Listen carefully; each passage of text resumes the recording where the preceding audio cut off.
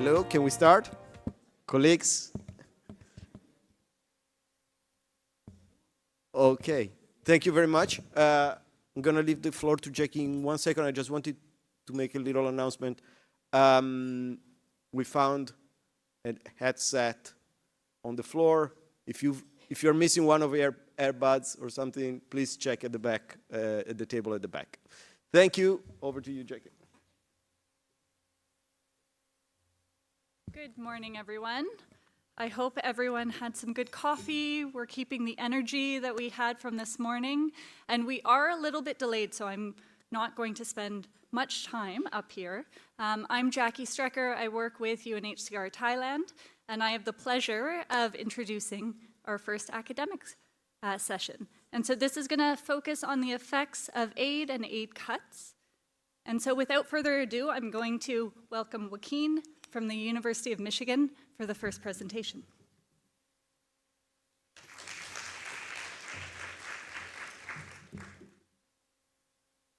Well,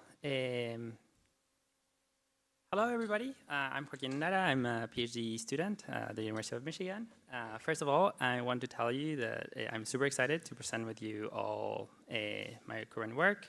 This is work in progress, so all your comments and thoughts are gonna definitely influence this. So if you don't get a chance to ask questions, look for me in the Q&A. Today I'm gonna present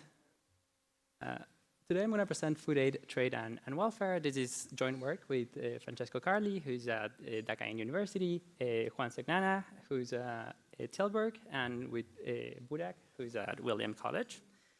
And let's jump right into it. Why do we care about aid? In particular, food assistance. That's what I'm going to talk about today. This is a global challenge, and maybe I'm preaching to the choir here, but I think it's important to say it.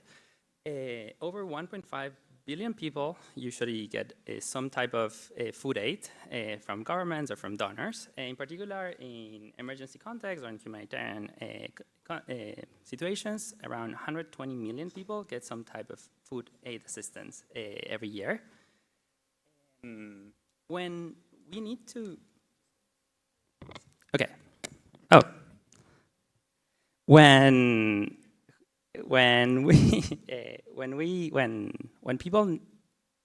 donors or governments need to design a program, they're faced with two big tools. The main one is one of them is in-kind transfers. We can think about in-kind transfers as you receiving 10 kilos of rice and 10 kilos of I don't know, fruit. Or vouchers. Why is this important? In-kind is way easier to deploy, but it's seen a lot of times as paternalistic because basically we're not giving any agency to people that are receiving it. E-vouchers are one of the most widely used. You can think about SNAP in the US. Basically, these are monetary balances that you can choose how to buy or where to buy.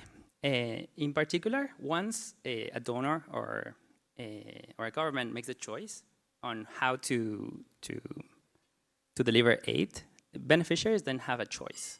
And basically, depending on how beneficiaries perceive the basket they receive, they might choose to either trade, barter, or something like that, or something similar. This second point is something that is not very studied in general, because it's a bit hard. So what I'm going to tell you about, and what this paper is about how the choice of a rather in-kind or e-voucher affect the secondary market behavior of beneficiaries, their prices they're paying for when they're reselling their aid and their welfare in general. You can think that a lot of that, what has been said and studied on transfers is already done, but as you can see, what there's consensus on is that more flexibility is good. So we can agree, or like the literature agrees, that basically as we give more flexibility to recipients, people seem to be better off. But what we don't know that much is what happens when people receive aid that they don't want, how this affects the outcome, and in extreme, this is important because it can actually flip whatever is the objective of the policymaker, right? How are we going to study this? This is a hard problem to study because usually modalities are endogenous. We're gonna find a context where there's a shift in modalities. In particular, is Bangladesh when the WFP changed from 8 modalities. And also, you need a lot of data. In particular, you need secondary market data that's basically asking not just how much you eat today, how much you purchase today, but what did you do with the aid that you receive? Did you sell it? Did you get money from it? Did you get other products? So it's really demanding in terms of data. And putting these two things together, we're going to get all that data from Cox's Bazar survey that I'm going to tell you more details after. The main findings, so for you know, so you can like don't forget about this, is there's no difference in food consumption and caloric expenditure. In particular, the 2 aid modalities are going to deliver the same amount of calories but for people, which is great. What we're going to observe, and what I'm going to try to convince you, is that e-voucher holders are actually using rice as money. And basically, this is something that worries a lot of policymakers, in particular because you go sometimes to camps and you see a lot of people reselling aid, and the big question is this efficient? Is this not efficient? Our calculations suggest that there's no inefficiencies there, but let me tell you a bit more about that as we go. This is a bit of the context. Basically, we're going to be studying the camps in Bangladesh. So the Rohingya, they arrive in 2017. I'm going to move because I'm not seeing my slides. There's no formal labor market, so the conditions are pretty dire, right?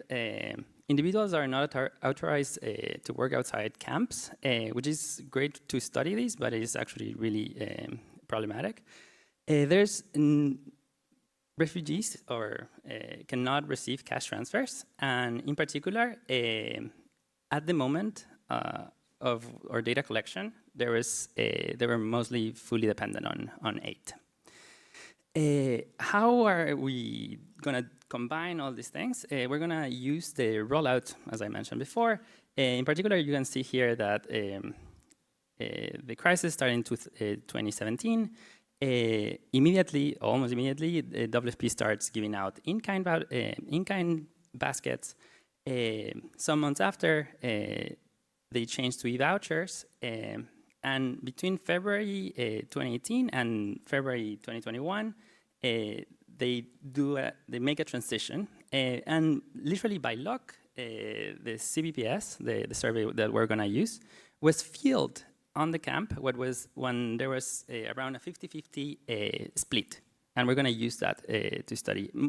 For people that are worried about the identification here, none of the characteristics, basically WFP did not pick camps based on characteristics of refugees. All the WFP decide where to open and where to switch first based on their planning, not on household characteristics. That will be terrible for this project. Let me just fix ideas. In particular, in-kind food in this context is going to mean a basket of rice, lentils, and oil. It has a value of $19. E-voucher is basically, think about a debit card. They receive a $9.5 per person equivalent, and basically you can choose from an array of products. And basically what we're going to study is what happened when we change people from in-kind to e-vouchers. The data, again, is a bit data intensive. We're going to use the Cox's Bazaar panel survey, the first round. Why we use this? Because we have a 7-day recall consumption module, so we know exactly what you eat. We know exactly what you purchase. We know if you receive 8. We know if you resold 8. The only thing that we actually don't know is if you are in an e-voucher state or an in-kind state. And for that, we're going to rely on administrative data from WFP and UNHCR. In particular, they report by camp how many beneficiaries are in one of the 2 policies. So we are going to put thresholds and define that if you are 20%, if less than 20% of the people are in one or the other category, your camp is treated either as e-voucher or as in-kind.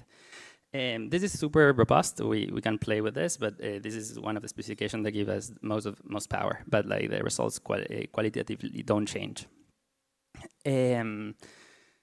Basically, we're going to do a simple intent to treat. We have our outcomes. We have consumption, the probability, for example, the probability of trade, how much rice you eat, and so on. We have a bunch of controls because there were some imbalances. And we use survey weights and cluster at the camp level. We use other types of clustering, this works. But basically, the identifying assumption is conditional on the observables. The idea is that WFP did not choose camps based on the characteristics of households, but just because of their operational needs. That's so far, and as much as we can document, that was true. The first result I want to show you is what I promised. Basically, between the 2, in the first, let me guide you through these plots. On the left-hand side, we have per capita daily calories, and on the right-hand side, we have AME. Did I say that right? I think so. No, it was the other way around. But basically, on blue, we have the in-kind recipients, and in red, the e-voucher recipients. These are densities of the calorie consumption. The key part here is that they look almost equal. So regardless of in which regime you were receiving the same amount of, or at least consuming the same amount of calories, which is actually a success for WFP in a way. We can measure this in different ways. We can measure also this in consumption, and we find basically the same result.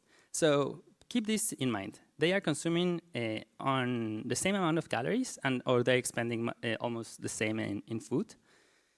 But remember that they were getting, the people that were getting in-kind baskets, they had they receive for sure rice, lentils, and oil.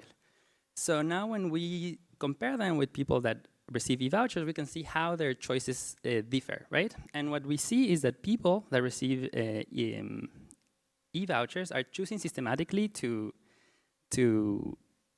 get more rice, less lentils, and a bit less of oil. This is actually really interesting. There was WFP documented that a lot of people were overbuying rice for, and they were not sure why. But this is consistent with at least 2 things. We know here that people want more rice first, and second, they seem not to like lentils, right? Let's keep building on this. In particular, let's think about we have rice that we receive, we have the rice that we consume, and we can measure those independently. If we see on the first row, we can see the rice received from WFP measured from the survey, and that's basically the coefficient I showed you before. But if we measure the same for the rice literally that people eat, there's no significant difference between these two. What I'm trying to convince you of is that people with e-vouchers are getting rice, not particularly for to eat. It's not that they're eating more rice, they're using the rice for something else. In particular, we can say that in-kind recipients are actually going usually on the market to buy more rice, and e-voucher households usually are net sellers. If we see what is the probability of trading something on the secondary market, so stay with me. What I'm trying to say here is that people are more likely, people that gets e-vouchers are more likely to report they are trading rice on the secondary market and way less likely to trade the two others. And this is kind of a reflection of the one I showed you. So they're trading more rice, they're getting more rice, but they're not eating more rice. But this is not free, right? So imagine one super cool thing about the survey is that it also asks if you get money in exchange, how much money did you get? The only thing we don't have is exactly how much you sold. So with some assumptions, we can back out unit values. And we can say that, for example, for rice, people are willing to give up 10% of the value of what they got. In particular, we can think about this as how much they're willing to forego to either get other goods or get just cash. Remember, all of this is reselling so rice for money. And I already told you that they're getting rice. They're getting they seem to be reselling it. But what are they doing with this money, right? And there's a lot of discussion and a lot of worriness when people think about transfers, especially because policymakers don't want recipients to use resources in ways that they don't think are good. In this context, I cannot find any evidence that recipients of aid are using any of the extra cash they get through reselling into, for example, tobacco or any other substances, which is not here, but I think is worth mentioning. So what are they using this money for? They're spending more in non-food. In particular, they're spending more in personal care, cleaning, and transport. So they're basically going to shops and buying shampoo or cleaning supplies for their homes. So in a way, we're seeing how this alternative route of getting cash is actually optimal in terms of people being able to resell and get any other things that they might need. So just to kind of start wrapping up, people are willing to accept 10% discount on whatever they're receiving. There basically does imply that they're willing to get some cash. But most importantly, this seems not to be quantitatively so important in terms of, yes, people are foregoing value, but it's not that they're foregoing a lot of value when you actually sum up. Our estimate is basically that of the average amount of transfers that a household gets, only 3% get lost in this process. So just to reiterate, e-voucher households choose differently. They choose more rice and fewer lentils. Basically, people don't like lentils. Once they choose rice, they still eat the same amount, and they use the extra rice to get cash. And with that cash, they're getting other types of non-food items that they deem as necessary. On the paper, so I invite you to go and check it out. There's a model where we have households with different preferences, and there's some timing for you to get cash. And if you compare the world where we have transfers or no transfers, we can see that the effects of the transfers are, if you allow people to use the secondary market, is actually optimal, which is really, really interesting. The welfare gains we can get through our model, this is a back of the envelope, there's no calibration there, is around 4% of the voucher. So basically reallocating from lentils that I don't like to cleaning products that I really like or I really need creates a 4% increase in welfare, which is pretty interesting. So just to close and hear what are your thoughts. First thing, the modality affects welfare through non-food. So if we think about households in kind or in e-voucher, the difference is what they consume in terms of non-food, not in terms of food.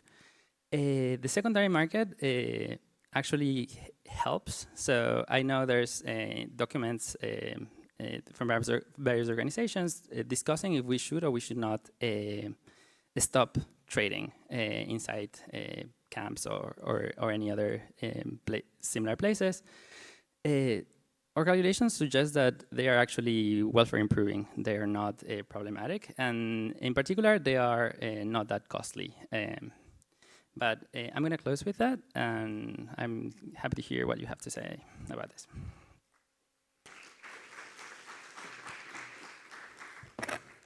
All right, a fascinating presentation. I'm going to ask everyone to give one more big round of applause because that wasn't loud enough. Perfect. All right, we've got about 10 minutes, so we'll open up for questions from the group. Please raise your hand. And I think we've got, okay, a number of questions in the front, and I don't see microphones, so I'm going to run down. I saw your hand first. Joaquin, thank you so much. So I was thinking like how to really, like, how do we understand this problem? But I was kind of struggling to understand the problem. So in a way, why not give them cash, right? They are using rice as money, right? So what is the logic of the UFP to just don't say, okay, here's your money, buy whatever you want, right? That's the first thing. So then what is the motivation to do these e-vouchers and these, you know, in-kind donations if they know that this is how it's being used?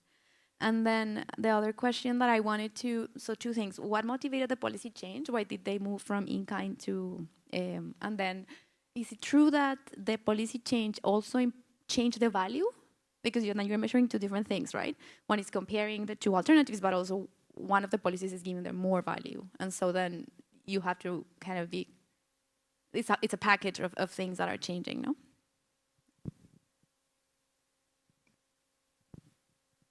It's a clarification question. Maybe I missed that.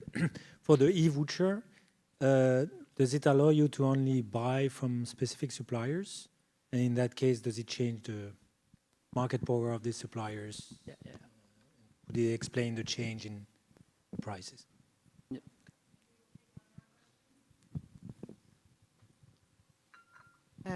My first question really builds on that. There's some research on e-vouchers in Kenya where basically the main one of the big findings is that a lot of the shops that are able to accept vouchers make a lot of profit from being among the few who can accept those forms of payments, right? So curious to see to hear what is the case here.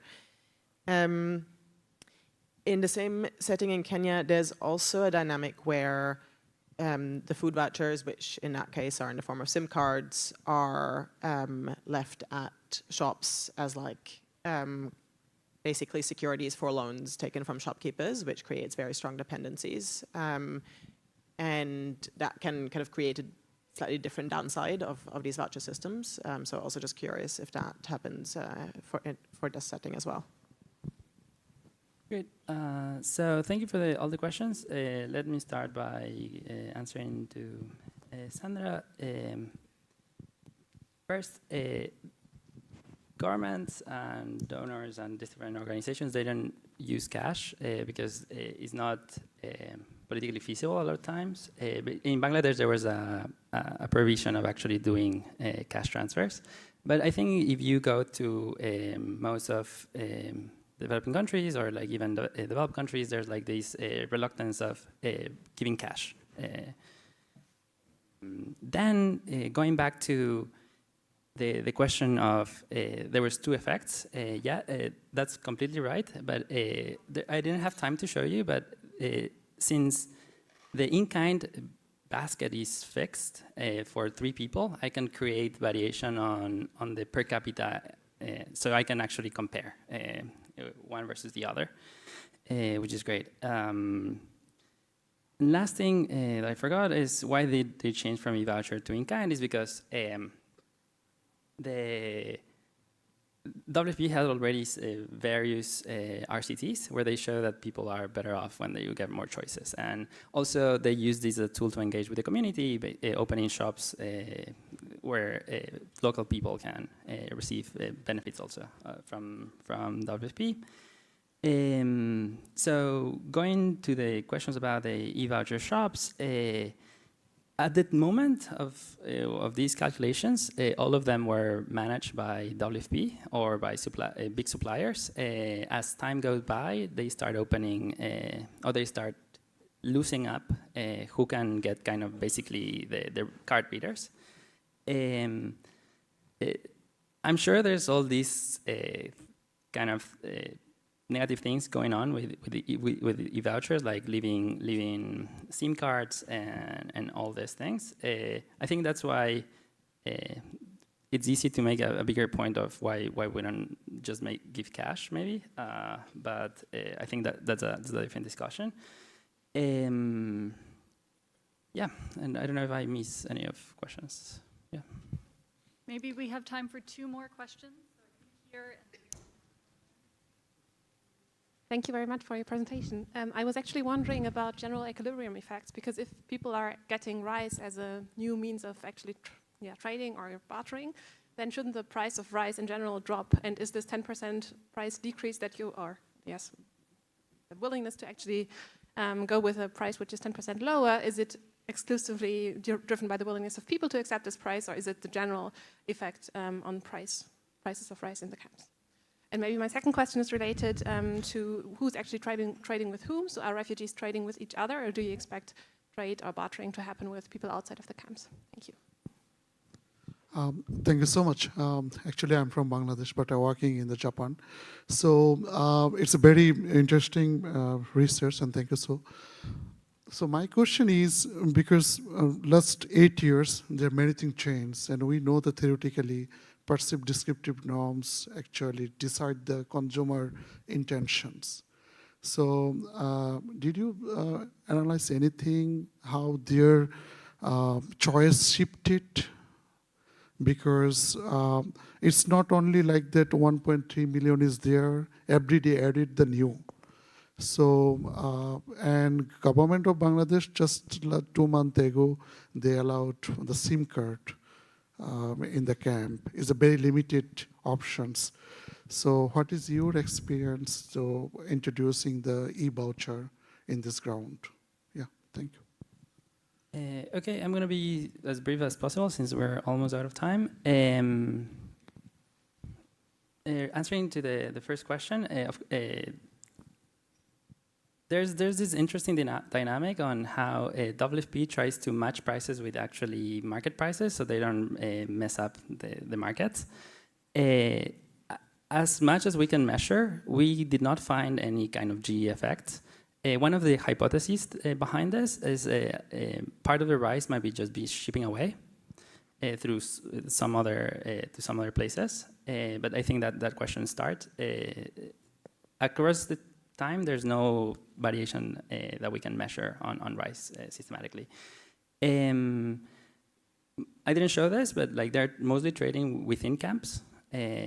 One of the questions in the questionnaire basically is, are you trading with a Bangladeshi or a Rohingya? And most of their market is within camp. Quickly on the cash diffusion.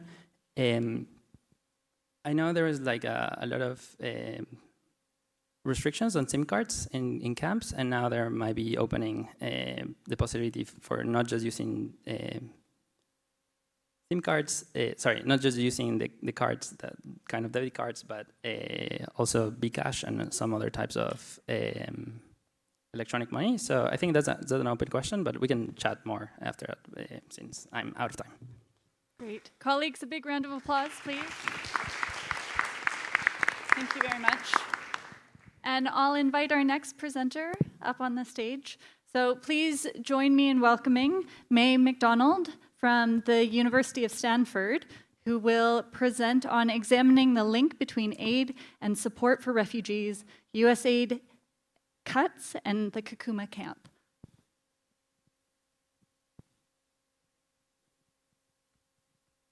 Great, thank you so much. Hi everyone, it's great to be here today.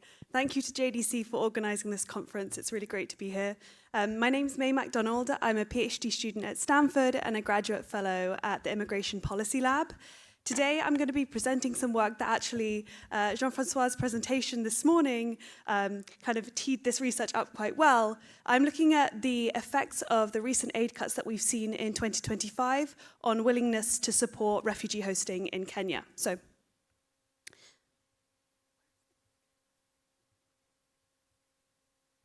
So, as all of you in this room will know, in 2025, we saw the largest contraction of aid on record. So this is Donald Trump and Elon Musk, who headed up Doge. This has had terrible consequences. There's a new report out by CGD that estimates that this has led to 1.2 to 2.6 million excess deaths. Now, for the people in this room who care about refugees, there are two potential consequences of these aid cuts that we might worry about. The first are direct consequences. So we're worried about the effects of these aid cuts on the ability of refugees to eat food, to get access to healthcare and schools, to get access to employment. The second kind of effect that we might worry about is a political effect. So we know that refugee hosting countries have been willing to host refugees. We may be concerned that these aid cuts will lead to host countries being less willing to host refugees. So 71% of the world's refugees live in low and middle income countries. As Jean-Francois's presentation this morning showed, there's lots of research that shows that hosting countries can really benefit economically from refugee hosting. So particularly in camps, the locals that live nearby to camps can gain infrastructure, so improvements to schools, to roads, to healthcare facilities. They can get jobs with NGOs, and this builds economic development in the region. So this leads to a worrying question for us, which is that will aid cuts reduce the support that local people and asylum country governments have for hosting refugees? So this kind of second consequence is the motivation for this research today. So I asked the question, does exposure to aid cuts reduce citizen support for refugee hosting? Now I'm going to draw on two different literatures here which have opposing directions. So the first literature thinks about the economic costs that locals might face from aid cuts. So I've already spoken about this. We might think that if you're a local, you're a host citizen in an asylum country, you as an individual might face egocentric costs. So these are costs to the self. So your household might lose income, might lose access to healthcare facilities, might lose access to schools. Or you may have sociotropic worries. So even if you yourself are not personally affected by the aid cuts, you might worry about the ability of your country to continue hosting refugees if it doesn't have aid from international organizations to do so. So you might be worried about the effects on public services, on whether there'll be migration to cities. So there might be these bigger effects that you might worry about, even if you're not personally affected. On the opposing side, we might not see backlash for two reasons. Firstly, that there are continued benefits that host countries often get from aid. So even though aid has been cut, it's rarely been completely cut. So communities will still benefit from aid somewhat. Second, a humanitarian reason why people might not backlash and stop supporting hosting refugees. That what I've written here is harm is asymmetric. So even if you're a local that lives nearby to a refugee camp and you've lost employment, you might be seeing that refugees don't have enough food to eat, that the harm that they're facing is more severe than the harm that you're facing, and you might not backlash towards hosting these refugees because you see how much they're being harmed by these aid cuts. An interesting thing about this is that exposure, so being close to refugees, pulls in two directions. So if you're closest to the refugee camps, you might be most likely to lose out from the aid cuts, but you're also the most proximate to refugees, and you can see their suffering more than people who are further away from refugees. So we're going to think about this in the context of Kenya. So I'm sure that lots of you in this room know about Kenya. I know that there are some people from Kenya offices here, which is great. So Kenya is a large refugee hosting country. Refugees are largely hosted in two camps, Dadaab and Kakuma. This study focuses mostly on Kakuma. What we know from existing research is that locals have benefited from the camp infrastructure, and from previous work that I've done with Adam Lichtenheld, we know that these regions are also the regions that are most supportive of refugees. So it kind of adds on to Jean-Francois's presentation this morning that when you're exposed to refugees and you get that economic benefit, you do see higher support for refugees. Okay, so now I'm going to talk briefly about what the aid cuts look like in Kenya. So this is the kind of context that we're studying. So we can think about aid cuts being in three different stages. So aid cuts actually started in Kenya back in 2023, when the World Food Programme started to reduce the amount of food that refugees got. Then the second stage was the US aid withdrawal announcement, which happened in January and February last year. Around this time, rations started to fall, NGOs started to cut their services. But the third stage was the most severe stage that refugees faced in Kenya. So this started in June of 2025. It started with cash being completely cut. So to go to the previous presentation, cash assistance was completely suspended. So in Kenya, in the camps, people get both cash and food. So cash was completely suspended, rations were reduced, and in Kenya there was a prioritization model that was introduced called differentiated assistance. So that meant that some people continued to get aid and other people didn't get aid anymore. This led to widespread protests because there was a lot of misclassification. So some of the refugees who are most vulnerable were not classified as being vulnerable and therefore protested against this. So we can think about this period of this most severe aid cuts happening from June to October, where by June things started to get worse. August was the worst period for people, where there was delayed distribution, so 2 weeks without any food, reductions in food rations, no cash assistance, and widespread insecurity. By October, things had started to get better, actually. So in October, there was an announcement, or September, October, there was an announcement that cash and food was going to be increased again for some parts of the population, and insecurity had generally reduced. So this is the context we're studying. So to answer this question about the effects of exposure to aid cuts on attitudes towards refugee hosting, I draw on three original data sources. So firstly, I ran a nationwide phone survey in 2023 and 2026. So this is descriptive evidence to think about how are we seeing trends in attitudes towards refugees changing over this time period. I include oversamples near Kakuma, so we are able to identify effects there. Second, I ran a three-way face-to-face study with 300 people in Kakuma over the most intense period of the aid cuts. There are 205 people that remained in the panel throughout, and we refreshed this to 300 each time. I also include a pre-registered vignette experiment, which we'll get to. In addition, during every survey wave, I did phone interviews with refugee leaders living in the camp to understand from them what was happening and to really understand what was changing in terms of the aid cuts month on month. So that's the data that we're going to be using in this study, just to show you where, when the surveys were done in terms of when the aid cuts were happening. We see the national survey happened, the first wave happened just after the first cuts started, and then the last wave happened in February 2026, and then the face-to-face high-frequency survey happened during the most severe periods of the aid cuts. So the first wave happened in May, so just before cash was completely cut. The second wave happened around this worst point of the aid cuts when there were widespread protests, insecurity, food distribution was delayed. And then the September, October, so the third wave happened just as there was an announcement that cash was going to be increased again. So before I start speaking about the results, I want to just give you a picture of what the refugee leaders were telling me about how the aid cuts were affecting the refugee community. So the main thing that people spoke about was acute hunger. Some people talking about refugees eating only once per day.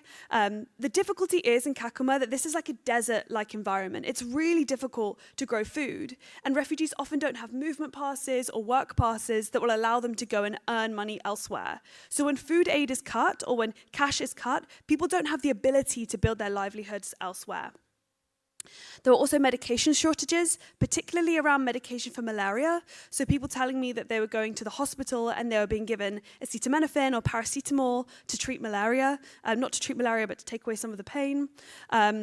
People talking about skipping meals, taking on debt at these Bamba Chakula cash assistance shops, selling their assets, particularly the roofs of their houses. The roofs are quite valuable. Rising theft and violence, girls being exposed to sexual exploitation and unwanted pregnancy. And a really sad quote that multiple people said to me was, we'd prefer to go back to South Sudan because at least there's more honor there in dying by a bullet in the conflict than to die here by starvation. And we do have some data from the IOM looking at people moving across the border, and we do see that there's a rise in repatriation to South Sudan around this period. So it's important here to just kind of give you this picture. This isn't quantitative data, this is qualitative, but it gives you kind of a portrait of what's happening in the camp in response to these cuts. So to now think about how these cuts might be affecting hosts. So here's a table which on the left-hand side gives details on the benefits that hosts say that they get from the refugee economy. And then on the right-hand side, how these changed over time during the panel which happened in that most severe period. So we hear about benefits that people get in terms of access to health and schools, benefits in terms of jobs from NGOs and refugees. Benefits from businesses, so particularly selling firewood, charcoal, and water to refugees on the camp, and there's historically been cordial host-refugee relations. On the right-hand side, I've bolded and added colours to the main changes that we saw during that most severe period. You see reductions in this local, so these are Kenyan citizens getting access to camp healthcare, reductions in jobs in NGOs, and an increase in feeling unsafe at night, so an increase in security. So this raises the question. So we see that there have been these cuts to aid which are having harmful effects on refugees. We're seeing ripple effects on the hosts. So what effect does this have on their willingness to host refugees? There are four main findings of the study so far. So firstly, we're seeing no nationwide backlash. If anything, support increased during the period from 2023 to 2026. However, we do see, to the first presentation this morning, we do see that in these hosting regions, people are becoming less supportive of hosting refugees in their area. It's quite a worrying trend. This backlash is being driven by people who are personally exposed. So these are people who've lost out, their households that have lost out themselves, and also rising insecurity. So people are worried about crime, theft, and protests. However, there is some very strong humanitarian concerns among some of the locals and also nationwide, which dampens this effect for some people. So I'm going to talk about that caveat at the end. So to go to the nationwide results, here we see a map. So on the left-hand side is 2023, and on the right-hand side is 2026. You'll notice two things about these maps. Firstly, we're seeing a convergence. So the refugee hosting regions in Turkana and Northeast, so these are the triangles are where the two refugee camps are. They were the most supportive in 2023. In 2026, they're kind of the same as the rest of the country. So that's the first thing to note. The second thing to note is generally increased support for refugees throughout the country, which is something surprising that I didn't expect in this research. So to more formally test this, here is a map that shows the change from 2023 to 2026, and you'll see that it's these two regions that as I've already spoken about, where we're seeing decreased support for hosting refugees. Here's a pulled differences and differences, where we can see this, there are these significant effects. So now to zoom in. So to remind you, we're going to zoom into this period of the most severe aid cut. So this is around like summer 2025 in Kakuma. So now we're only looking at locals living next to the refugee camp during wave 1, wave 2, and wave 3. And what we see is slight decrease in willingness to host refugees. So the measure on the left-hand side is a measure of asking people whether they're willing to support refugees living in their area. There's no significant difference over time, although it's trending downwards slightly. What we do see a significant difference in is willingness to support closing the camp. So when we ask people, the Kenyan government, ask them for their support for the Kenyan government closing Kakuma camp and moving the refugees in Kakuma back to their countries, we're seeing an increase in support for this. So this is a measure which suggests that there might be backlash. And this was between wave 1, where things were starting to get worse, and wave 2, when they were really kind of at the peak of the cuts. So this is panel evidence. It's descriptive. I test this with an experiment. So in wave 3, I gave people different vignettes and asked them to rate their level of support for hosting refugees based on specific conditions. So I varied the aid conditions. So on the left-hand side, you see the level of aid, so 0%, 40%, 100%. Then we also have varying whether the NGOs hire locals, and then we also vary whether whether hosts have access to the services in the camp. And you can see that changing each of these 3 things leads to reductions in support for hosting refugees locally. Another piece of evidence for this, which is descriptive, I gave people this hypothetical aid cut scenario. So I asked people to imagine a situation where donors completely cut off or ended their financial support for refugees in Kenya. To what extent do you support hosting in this kind of environment? And this, I've only got data from wave 1 and wave 2, but what you'll see in wave 1 is, if you can imagine, 3 is neutral, so that's neither disagree nor agree. 2 is like somewhat disagree. In wave 1, when things were bad but they weren't the worst, there was people didn't want to host in this environment. But when we get to wave 2, people are even less willing to host when aid is fully cut. So this is descriptive data, again, to support this argument. So now we might ask, okay, so we're seeing these trends, we're seeing that there's reduction in support for hosting refugees in this region. What's driving this? We have different theories about what might be driving this. So from the data that we have from these wave-to-wave panels, this wave-to-wave panel data shows that what's driving this trend is people who are personally exposed. So I measure this in 3 different ways. In the interest of time, I'll talk about a couple of these ways here. So I have an intent to treat framework, where in wave 1, I measured the locals who had employment on the camp, either by an NGO or a refugee organization, or they were accessing services, so healthcare or education. And then I look at those people who I call baseline exposed, their attitudes over time compared to people who are unexposed. And what you see here, this is the camp closure measure. So what you'll see on the dotted line is this increase in support for camp closure is only among the people who were personally exposed at baseline. And actually the people who weren't personally exposed at baseline, there's no significant changes in their willingness to support camp closure over time.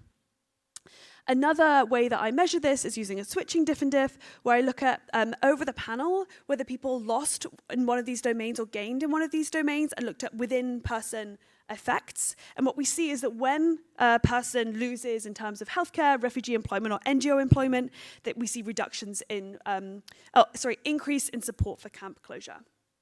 I have another specification where I look at people who just lost out in wave 3, so then we can see the pre-trends data between wave 1 and wave 2, and that finds the same thing.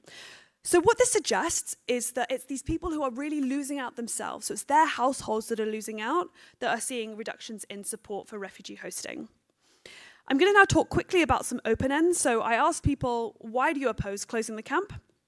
And what you'll see here from coding up these open ends is the majority response by far is positive economic benefits. So the reason why locals want the camp to stay, for those who say that they want the camp to stay, is because of these economic benefits that they receive from the camp. So here are just some quotes which you can read, but people really talking about the benefits that they and their community get from the refugees living there and the aid infrastructure. When we ask people that say that they support closing the camps, why? The modal response is insecurity. So they're talking about the rising crime, rising theft. Some people talking about some of the issues that we saw around food distribution and protests in wave 2. So there's this fear about rising insecurity. So I want to caveat this. So we're seeing increased backlash towards refugee hosting in this region, which seems to be driven by personal exposure and rising insecurity. But I want to caveat and say that In this region, we are not seeing declines in support for nationwide hosting. So on the left-hand side, these are the two local measures that I've already spoken about. On the right-hand side are measures that are much more kind of thinking about Kenya's willingness to host refugees more broadly. So not in the local area, but in the country more broadly.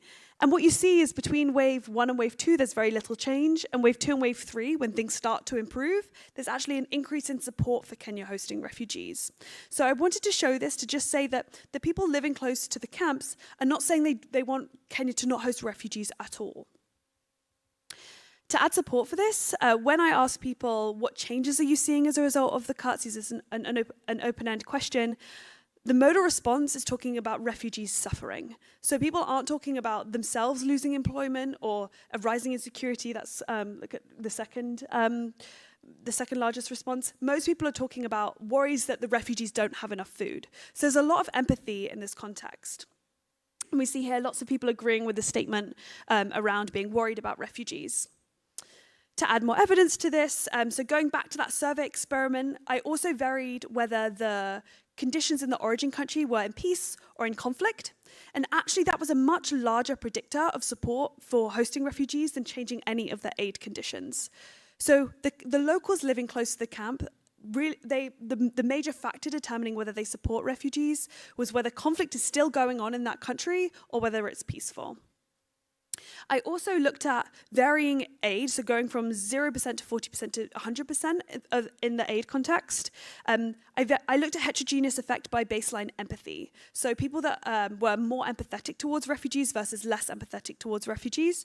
And those who are more empathetic, we saw no changes across those different vignettes. It's those people that had low empathy where we saw changes. So this suggests that there's something happening where people with high levels of empathy for refugees that care a lot about refugee suffering, they don't see the same shifts in attitudes when aid is cut.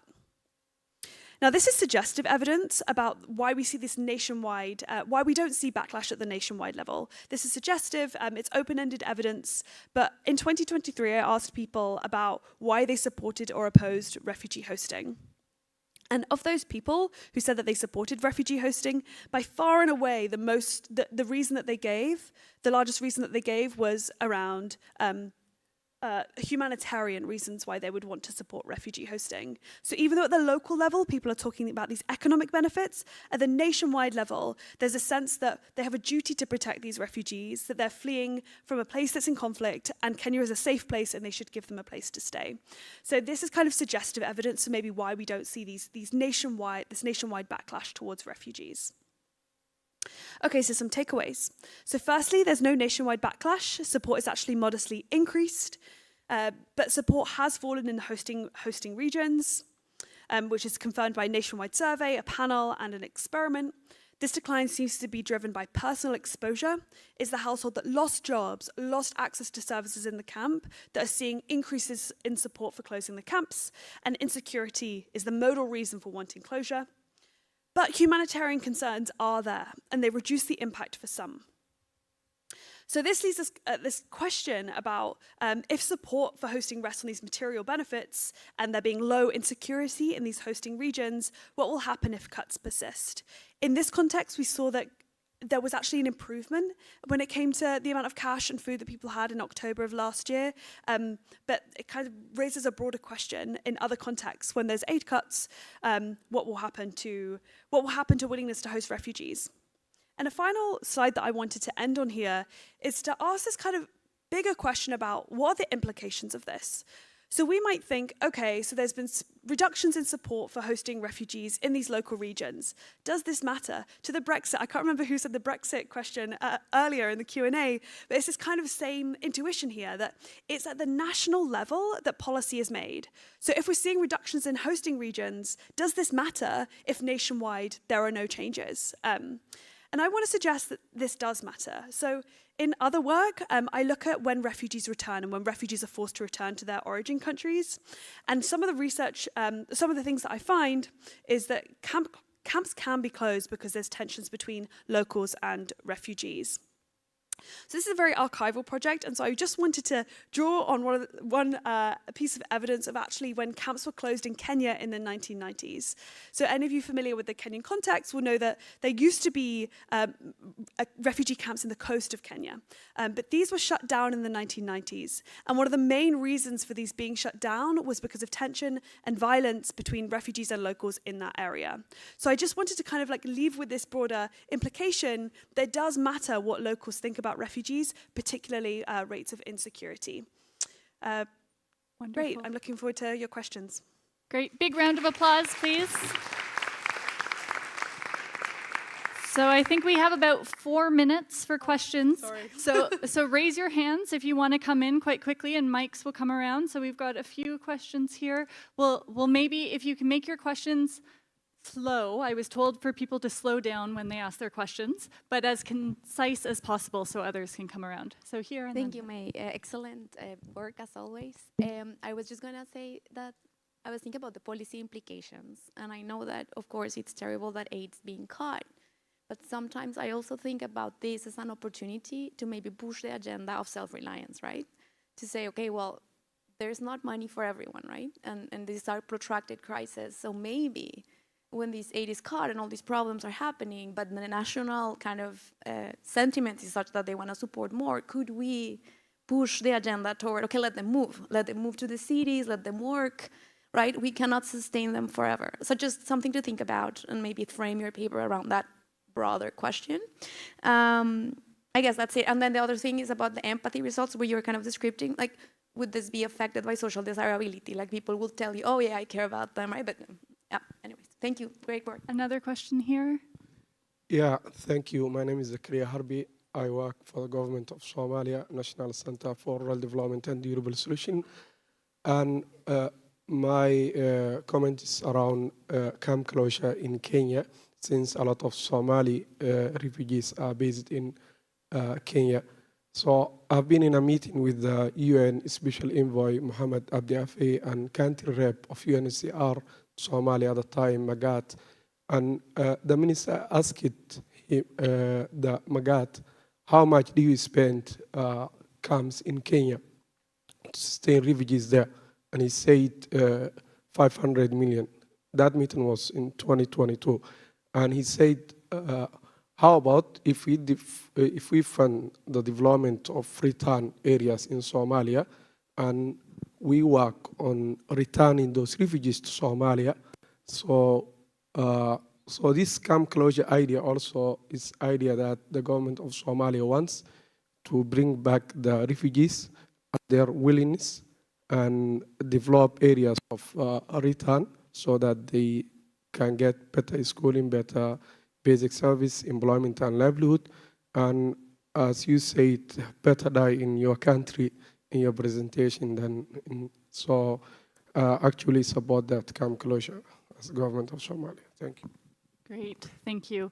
I think for the sake of time, we'll let you answer the question and maybe respond to the statement. And then people can approach you at the break for more. Yeah, sorry for it being such a long presentation. If you do have questions, please come and approach me, or my email was up there. But so great questions. Thank you both for your questions.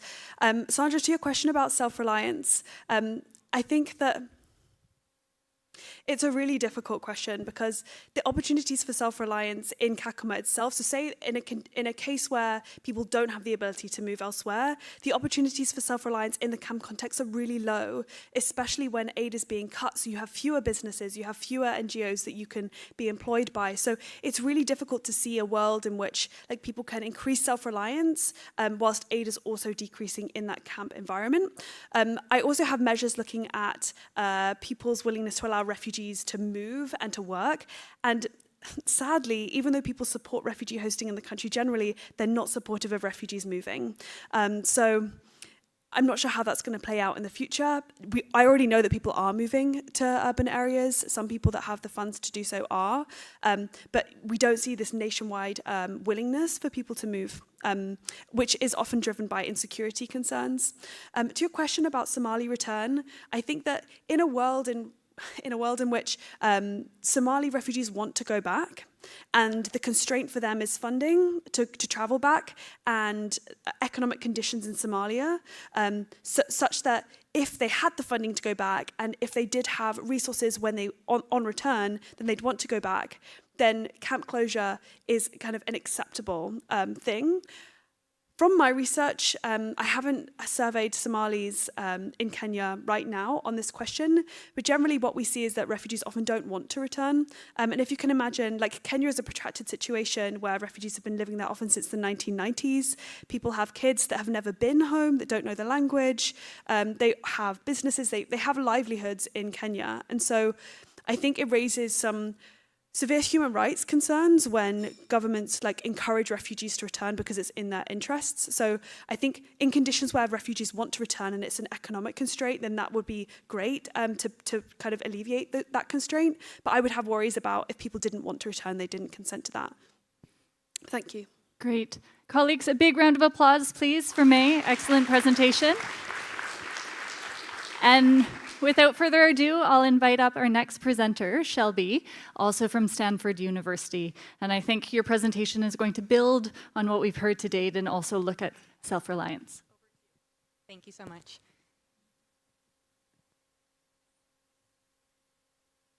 Great. Hi, everyone. My name is Shelby Carvalho. I'm also based at Stanford University.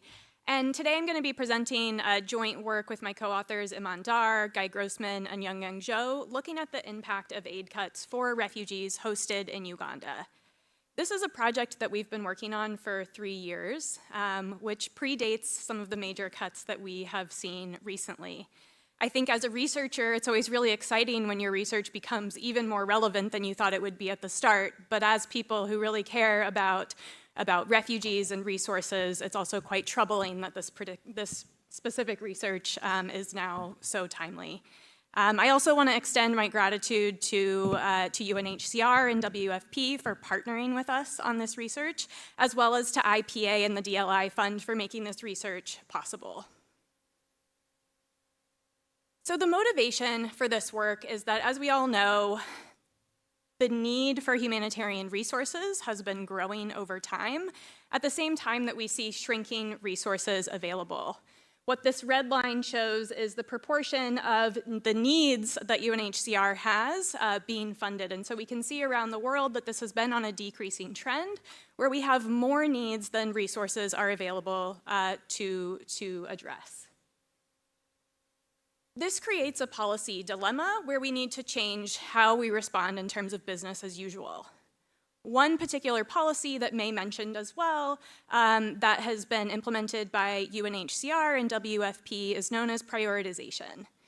What prioritization does is attempt to reallocate aid based on the vulnerabilities or needs of refugees given the limited resources that exist. The way that this has been described to us by UNHCR colleagues and others is that this is considered a responsible policy, right? When we face limited resources, that really necessitates trade-offs. We can't continue to do everything that we've done when we don't have the resources to do it. And so this is one potential way to try to address this in a way that responds to the varying needs of refugees.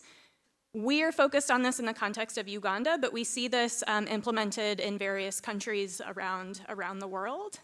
And there's also a question, this is not meant to be a self-reliance policy, but there is a question about what happens when resources that refugees have previously been dependent on go away. Do we see a self-reliance adjustment, particularly for refugees that we may consider less vulnerable and potentially more able to adjust in productive ways?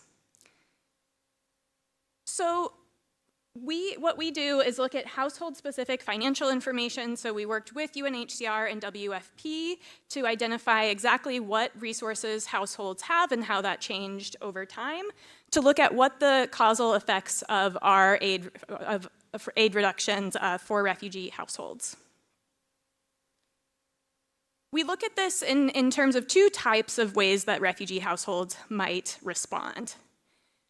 When resources are cut for refugees, we might expect to see some productive coping strategies. Do refugee households put more effort into finding jobs, seeking wage employment, Do we see moves to cities where there might be additional job opportunities? Do we see return or migration elsewhere as a way to try to address some of the impacts in ways that might help a household to move forward?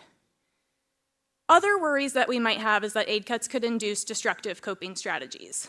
Things like taking on additional household debt for non-productive purposes, reducing food intake, or having worse mental and physical health out. Corner in three settlements. And this is a place that's widely known as a more progressive policy environment. So refugees do have the formal right to work. We know that implementation is varied, but the right is there. We know that there's the right to education, the right to own land, and the right to migrate out of settlements and live elsewhere in cities. So if we're going to potentially see productive coping strategies following reductions in household aid, this would be a context where we might be most likely to see it given the formal legal policy environment. To give you a sense of what these cuts look like and where we're focused, up until November 2021, households all received the same amount of aid. And in November 2021, there was a uniform reduction where households were reduced from 100% of the previous amount down to 60% of the previous amount of aid following contractions, and this applied to everyone.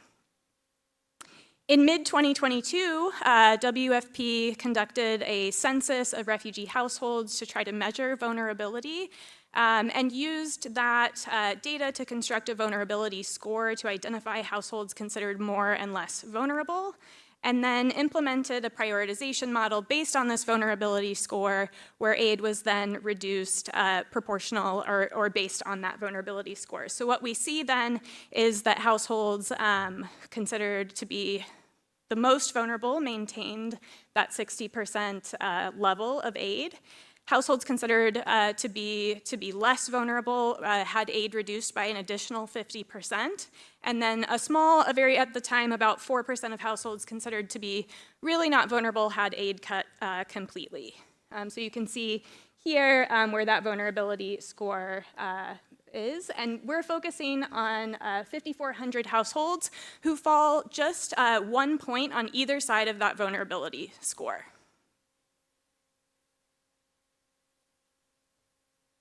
And so what that vulnerability score does, again, is determine whether you keep the original amount of aid that you had been receiving since 2021 or whether you have aid reduced by an additional 50%. And because that vulnerability score decided what that looks like, we're able to use that as a sort of de facto treatment and control group, specifically for households that are very, very close to that cutoff line. The reason that we're able to do this is that the vulnerability score was built before the policy was announced. And we know that households who fall just on either side of that vulnerability score are quite similar at baseline. And because the vulnerability score was constructed before the policy was announced, we're not really worried that refugees were able to manipulate which side of the vulnerability score they fell on because they didn't know that this was going to be what was used to determine the policy. And the vulnerability score was also deterministic. So once it was implemented, we didn't see a lot of movement of people being able to switch what category they were in. So we're able to use this as a cutoff point. And what we're interested here is what the marginal effect is of falling on either side of that cutoff point and having aid reduced or not. We do that with a regression discontinuity design, and just to give you a little bit of the intuition behind an RD model, again, this cutoff point, the 3.5, which determined whether you fell into a category that maintained or reduced aid, was deterministic. So this is just simulated data to help build the intuition behind the RD model. And what RD will do is then fits linear regression on either side of the cutoff point to help identify a causal effect. And where we find that causal effect is in the gap between what's going to be our de facto treatment and control groups, and that difference is what tells us what the causal effect is of having aid reduced. To give you a sense of the timeline of our data collection, so as I mentioned, Prioritization began in July 2023, so aid was reduced for the households that would have that happen in July 2023, and we have the progress data for individual households in terms of exactly what resources they received. And 8 to 12 months after that initial cut, we conducted a first-round panel survey with 5,400 households, split evenly on either side of that cutoff point, to give us our first estimate of what the impacts were about a year or so after the cuts were implemented. And then we do a second panel survey about 2 years, or just under 2 years after that first panel wave, to see how effects have changed over time. And I should note there that we only had a 2% attrition rate between those panel surveys, so we feel really, really good about the households that we were able to maintain and really develop a complete picture of what this looks like. So again, thinking about what the different types of outcomes are, in that productive category, we don't find any detectable increase in productive strategies among households who had aid reduced compared to those who didn't. And so we don't see an adjustment in terms of household heads engaging in additional wage employment. We don't see major differences in household migration either to cities or out of Uganda. There's an initial bump primarily with migration to South Sudan, what seems to be under duress, but that's temporary. And then we don't see big differences in remittances for households either. And so among the households where we do see any kind of increase in wage employment, it's also at very, very low wages, not enough to offset what we see from aid cuts. So in terms of this initial question about productive strategies, we do not have a detectable effect that this was able to induce productive strategies for the households in our sample over the 2-year period. Instead, what we find is evidence of more of the destructive coping strategies, including both the propensity to take on additional debt, particularly for consumption, as well as taking children out of school. I think that these two impacts are particularly important because they're both really critical to when we think about long-term self-reliance and human capital. When you're building debt, particularly debt for consumption, it can be very difficult to get out of that over the long term, dependent on current investments in human capital. So when we see this kind of destructive coping strategy, I think that raises concerns not only about immediate coping strategies, but also what that might mean for self-reliance possibilities in the future. In terms of debt, we don't see a huge difference actually after the 1-year period, but we do see that this worsens over time, about 2 years after the prioritization was initially implemented, both in terms of the number of loans. So we see a gap of about 19 percentage points in terms of households that had aid cut, taking out a higher number of loans, and that's really driven by loans for consumption. So we ask the purpose of the loan, whether it's business, agriculture, migration, and what we're finding is that households are by and large taking on debt for things like food or basic sustenance, which again is not fueling ability for self-reliance really now or in the future. Just to give you a sense of the RD plots here, what we're looking at again is where you see the gap between treatment and control or aid cut households and households that maintained aid around that vulnerability score. And you can see that when we get to the second panel in the bottom row here, that the number of loans increased as well as consumption.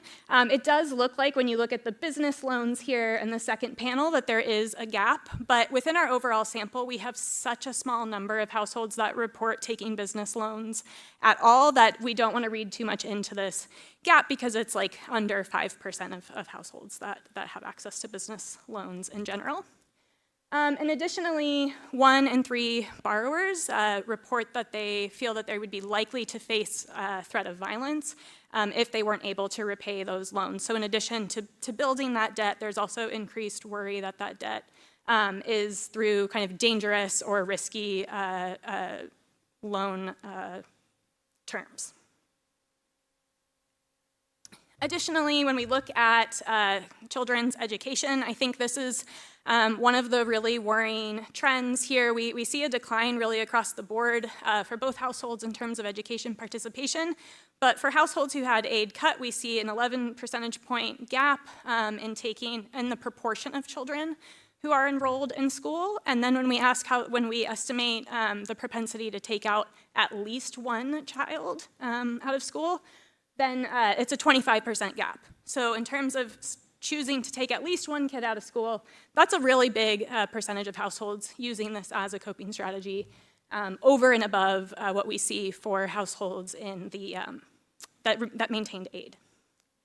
We also see gaps in chronic absenteeism measured by missing at least 5 days in the past 30 days. So 23% gap, this grows at the secondary level where we know that the costs of schooling are quite a bit higher.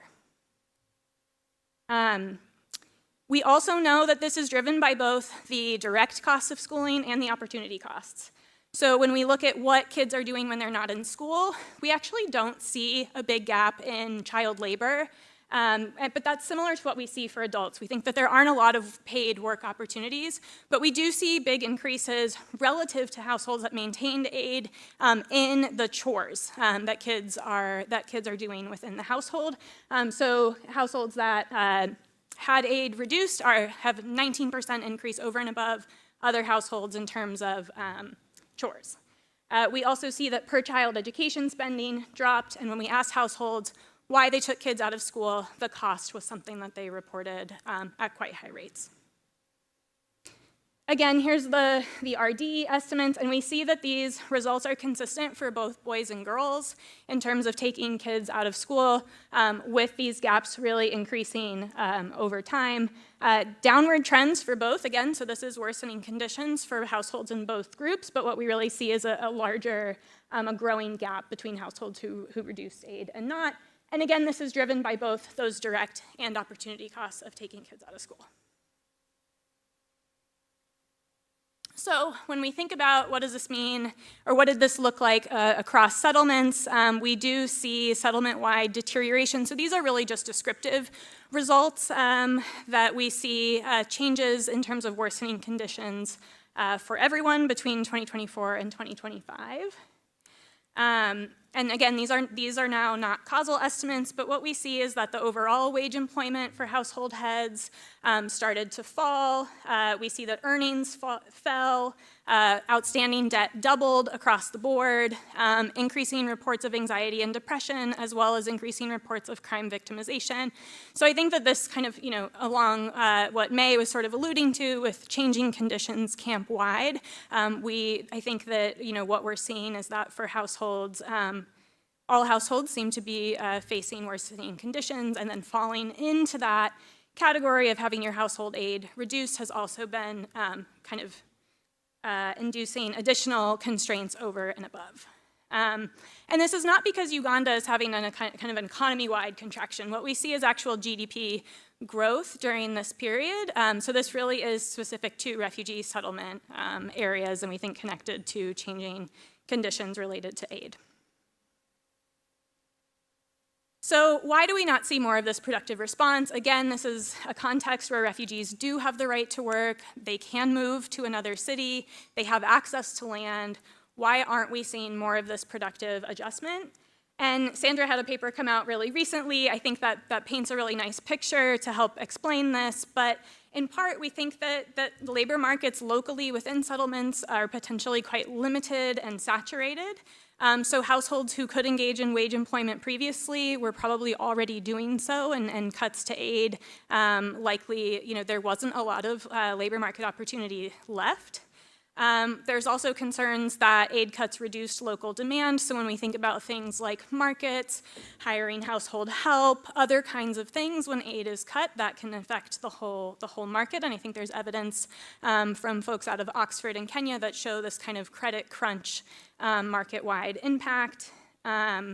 And then migration is really costly. I should note that a large portion of our sample are female-headed households, so we know that there are additional constraints, particularly for female-headed households around migration to cities and elsewhere. So this is a solution that is not necessarily widely available. So what are our main takeaways from this initial causal evidence around the impacts of prioritization is that cutting aid did not make households more self-reliant. And again, we're not evaluating this as a failed self-reliance policy, but given that there is a hope that when prioritization happens, targeting less vulnerable households, potentially it could help induce self-reliance.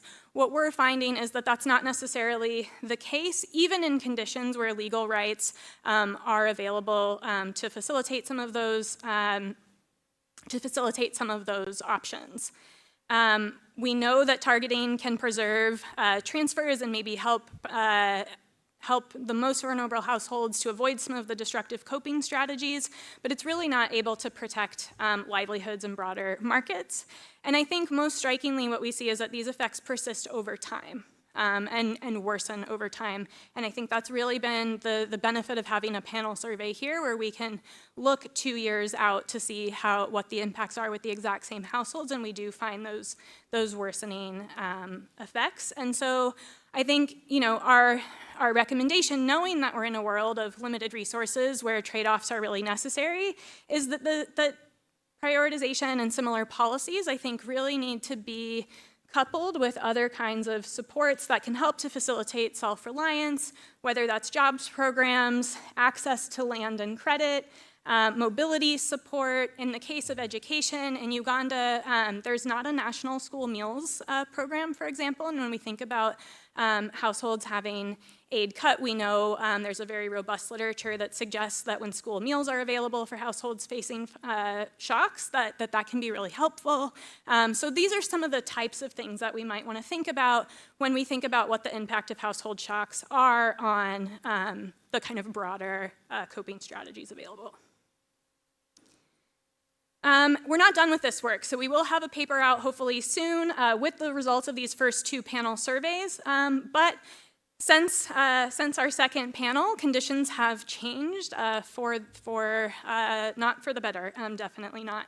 So we know that in 2025, USAID cuts acted as an additional major shock to the system, coupled with already tightening humanitarian resources, which led an additional round of this vulnerability classification. And so following our second panel survey, an additional 1 million refugees in Uganda were reduced to receiving no aid at all. And that impacts refugees who would have been both in our group that had maintained that 60% or that aid, as well as those who had previously been reduced by 50%.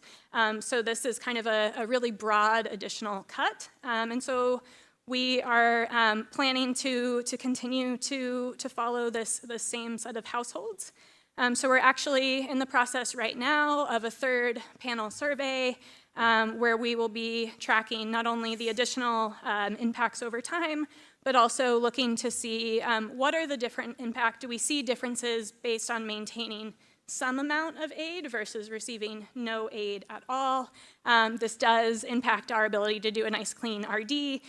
So we're going to be using a matched triples design, which I'm happy to talk more about over lunch with anybody who's interested.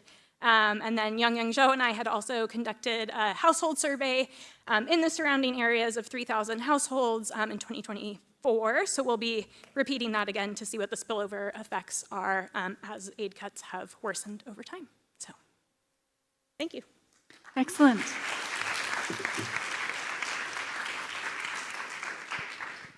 Wonderful. So we'll go into questions or comments from the group. If you have a question, please raise your hand nice and high. So our microphone team, so we've got one over here and you've got a mic. Perfect, please. Nice work, congratulations.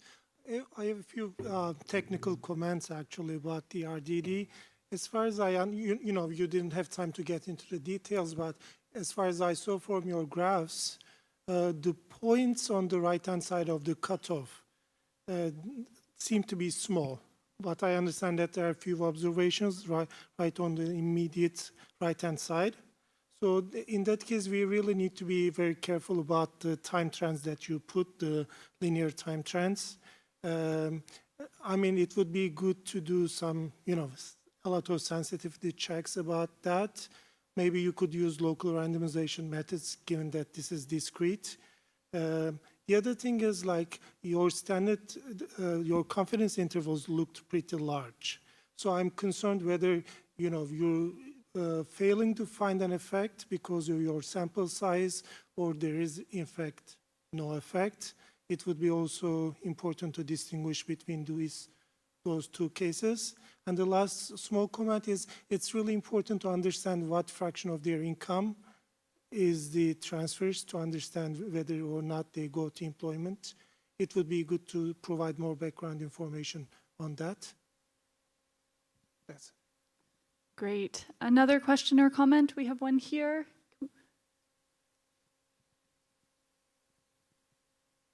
And we'll take a third question, so if anyone has one, please raise your hand.